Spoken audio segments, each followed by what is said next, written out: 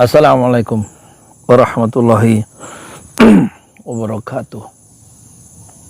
Saya Yudi Pramuko, tukang donat dari Parung Hijau, tertua di semesta. Terima kasih ya sebelumnya pada para penonton yang semuanya mendoakan saya yang kemarin bikin video sambil berbaring di kamar tidur. Memang nafas saya itu sesak ya, kalau ngambil nafas perut sakit. Dan sekarang alhamdulillah masih sesak, tapi alhamdulillah lebih mending. Dan kemarin bikin video 2 yang sakit itu live streaming, judulnya astagfirullah. Maksud saya kalau sakit itu selalu isi lidah kita itu diisi dengan tobat dan juga ampunan, minta ampun dosa-dosa kita ke Allah. Dan kedua, moga-moga dimasukkan live streaming supaya ada dokumentasi jadi pelajaran buat saya sendiri betapa mahalnya sehat itu yang suka kita sia-siakan. Ternyata kalau sakit nggak ada yang bisa kita kerjakan kecuali berdoa dan bertobat, istighfar. Untuk lebih itu tidak bisa. Dan sekarang saya kembali terima kasih kepada Bapak, Ibu, kakak, adik semua yang sudah mendoakan ya. Semoga doa-doa itu jadi amal soleh. Amin amin ya rabbal alamin. Kemarin nggak sempat ngaji karena susah. Sekarang hari ini tadi habis subuh saya udah ngaji 1 juz 28 karena sekarang tanggal 28 ya. Mungkin sebentar lagi kita upload dulu. Ini video saya kedua hari ini. Saya bicara tentang persoalan anak muda umur 14 tahun. Anak-anak Perancis, remaja Perancis itu udah jadi supir truk ya, sudah bisa cari uang umur 14 tahun. Atta Halilintar juga 14 tahun, malah umur 12 tahun sudah cari uang, dan dia tidak lulus SMP. Atta Halilintar, YouTuber terbesar ya di Asia Tenggara atau di Asia, mengalahkan Pak Imong, mengalahkan Deddy Corbuzier, mengalahkan siapa, Raffi Ahmad. Dan dia, Atta Halilintar, tidak punya ijazah SMP. Ada ijazah SMP, waktu mau ditebus dia nggak punya uang, jadi entah di mana sekarang ijazah itu katanya. Dia bisa cari uang dan umur 23 karena YouTube-nya itu semangat. Umur 23 tahun sudah membeli rumah sendiri senilai 30 miliar rupiah tanpa bantuan orang tua. Jadi bisa ya, anak muda Indonesia itu bisa cari uang ya sejak remaja kalau dia mau. Tapi di sini ya, kalau dalam konteks yang lebih luas, kita mengalami apa istilah bonus demografi, banyaknya anak muda dari remaja sampai 40 tahun lebih banyak dari orang tua. Dan bonus demografi, gejala banyaknya lebih banyak orang muda dibanding orang tua. Ini yang sekarang terjadi, dan ini akan terjadi 100 tahun lagi ya. Di beberapa negara seperti Jepang itu lebih banyak orang tua dibanding anak muda, sehingga mereka membutuhkan tenaga kerja yang banyak. Di negara lain begitu juga, di negara-negara lain. Tapi di Indonesia terlalu banyak anak muda. Pertanyaannya, bonus demografi, melimpahnya anak muda itu menjadi beban atau menjadi peluang? Kalau saya lihat secara mikro di kampung ini, ada umur 40 menggantungkan hidupnya pada istrinya yang sedang bekerja di pabrik. Ada umur 22, dia tidak punya ijazah SMP dan SMA. Ada lagi umur 38, 14 tahun yang lalu waktu saya berjumpa dia masih di situ. Sekarang dia masih di situ, masih luntang-lantung, tidak bekerja, tidak menikah, tidak punya uang. Ada yang 31, 30, oh, ijazahmu apa, SMA, umurmu berapa, 30, sudah bekerja belum, sudah nikah belum. Jadi itu potret ya. Bonus demografi kita itu justru menimbulkan problem baru, karena mungkin strategi pembangunan yang keliru pada tingkat desa, meskipun Susilo Bambang Yudhoyono sudah menandatangani di akhir pemerintahannya undang-undang desa dan undang-undang BPJS ya.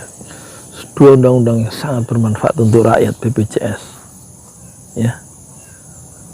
Saya kemarin berobat pakai BPJS, itu kalau beli obatnya 500.000 sama 300.000, tetapi karena BPJS menjadi 0 rupiah. Luar biasa sumbangan dari Presiden SBY.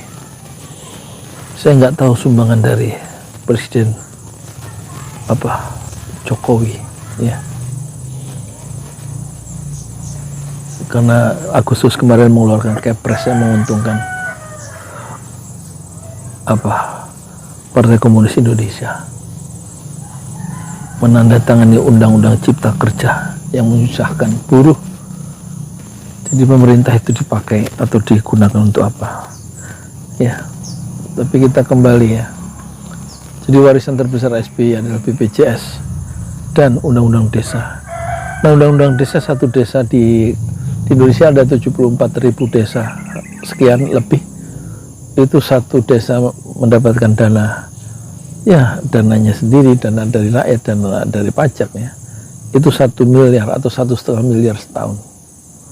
Tapi dampaknya menurut saya untuk anak-anak muda di sini tidak mengubah ya, kehidupan anak muda di sini. Sejak saya ada di sini tanggal 2007 ya, 15 tahun yang lalu, zaman program PNPM-nya SBY membangun jalan-jalan semen di desa-desa, saya sudah berdialog dengan orang desa. Ya memang kita masih fokus ke jalan PNPM katanya, belum ada program untuk pembinaan anak muda. Sampai SBY turun, anak muda tetap tidak terbina menurut saya.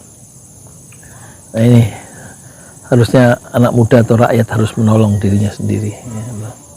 Motor ada, HP ada, itu lebih dari cukup ya, untuk bisa menolong dirinya sendiri. Ya memang ada anak muda secara khusus ya, yang bisa sangat tinggi ilmunya itu. Tapi umumnya anak muda di sini jarang yang memiliki semangat otodidak yang tinggi ya, semangat belajar yang tinggi untuk menguasai iptek IT, teknologi tinggi, itu jarang ya. Sehingga lulusan SMA mereka rata-rata menjadi OB, santri-santri saya itu menjadi office boy, menjadi ngelap apartemen pakai gondola, satu pekerjaan yang berbahaya.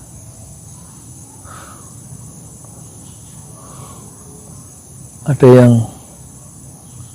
ya sebenarnya masa muda harusnya untuk masa belajar ya, bukan untuk main-main. Kalau saya lihat di sini banyak anak-anak muda tidur pagi, nanti bangun jam asar 4, sepanjang malam begadang. Ini berarti strategi pembangunannya yang keliru. Kalau memang anak muda itu akan didekati dengan pendekatan yang bercorak sistemik ya, harus ada desa paling tidak harus berpikir ya, lebih susah, lebih keras lagi bagaimana menjadikan anak-anak muda itu punya penghasilan. punya penghasilan, sehingga dengan kebijakan desa itu yang memiliki dana 1 miliar atau 1,5 miliar itu tidak habis untuk membangun jalan yang nggak selesai jalan. Manusia di atas jalan itu yang jauh lebih penting. Nah, anak muda itu ya, sehingga mereka itu merasa tidak usah jauh-jauh cari uang ke Jakarta, berangkat pagi pulang malam dengan upah minimum regional. Itu yang beruntung yang dapat pekerjaan di Jakarta. Tapi banyak yang tidak beruntung, lulusan SMA tes sana nggak lulus, tes sini nggak lulus, banyak yang nggak lulus karena kemampuannya perlu ditingkatkan ya. Ini sekedar catatannya. Bonus demografi tampaknya sekarang ini menjadi beban ya. Di kampung ini banyak anak muda, tetapi justru menjadi beban untuk dirinya sendiri karena dia tidak memiliki self regulating, mengatur dirinya sendiri, dan mereka menjadi beban untuk dirinya sendiri, beban untuk keluarganya, beban untuk masyarakatnya, dan beban untuk negaranya. Dan bagaimana solusinya saya nggak tahu ya, saya nggak tahu ya. Solusinya saya hanya bisa berbuat kecil ya, yang bisa saya lakukan dengan membuat program gerobak, grodol, gerobak dakwah sehingga mereka punya penghasilan. Ada 24 gerobak, ada 28 ya. Dan untuk masyarakat secara umum kita bikin program sumur, wakaf sumur bin Utsman bin Affan, ada 24. Yang terakhir di Cisaeng itu menghabiskan dana hampir 13 juta sehingga masyarakat sekarang ngantri air, mengambil air dari toren wakaf sumur yang ke-24 itu dengan gerobak-gerobak, tidak lagi pakai apa itu galon ya. Alhamdulillah di zaman pemerintahan Jokowi ya, masih banyak orang yang tidak bisa menikmati air bersih ya. Di Cisaeng kira-kira 40 km dari Istana Negara Cisaeng, 5 km dari sini, atau 40 km dari pusat pemerintahan di Medan, Istana Negara di Medan Merdeka Utara. Satu ya kondisi yang tragis ya, rakyat masih kekurangan air bersih di dekat pusat pemerintahannya sendiri. Saya Yudi Pramuko, tukang donat dari Parung YouTuber, tertua di semesta Fasbir Sabron Jamila. Bersabarlah dengan kesabaran yang indah. Assalamualaikum warahmatullahi wabarakatuh.